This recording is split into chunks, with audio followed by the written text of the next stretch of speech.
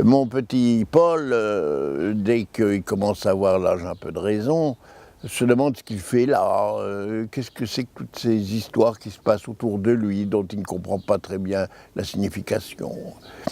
Pourquoi sa mère ne l'aime pas? Pourtant il n'a rien fait de mal, et on lui en veut. Mais de quoi peut-on leur vouloir à un jeune enfant? Et puis quand il devient adolescent et qu'on le met dans une pension, il commence à avoir des lectures qui lui expliquent un peu que la vie n'est pas aussi réelle qu'il le croyait. Il y a une fiction qui se cache quelque part. Mais quelle sorte de fiction? Est-ce en lui-même? Est-ce en dehors de lui-même? Alors vous savez, comme tous les adolescents, il essaye de trouver un sens à sa vie. Et il le cherche d'abord auprès de sa mère, bien sûr, mais que sa mère ne l'aime pas. Donc elle le rejette, en quelque sorte. Il est l'enfant de trop. Et puis auprès de son père, mais son père est absent à longueur d'année. Et lorsqu'il lui parle, il lui parle d'une femme qu'il a aimée jadis et qui s'est suicidée. Enfin, rien de très gai, finalement. Donc ce pauvre Paul, eh bien, essaye par d'autres situations de trouver ce sens qui le fuit constamment, et en particulier auprès de jeunes filles, bien sûr.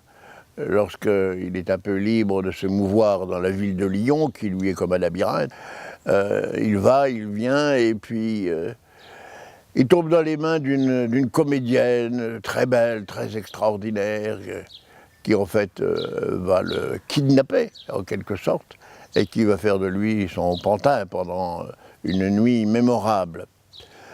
Donc voilà, il va de Charybde dans Scylla, comme on dit, mais il y a quelque chose d'extraordinaire chez lui, c'est qu'il a toujours la volonté de trouver un chemin.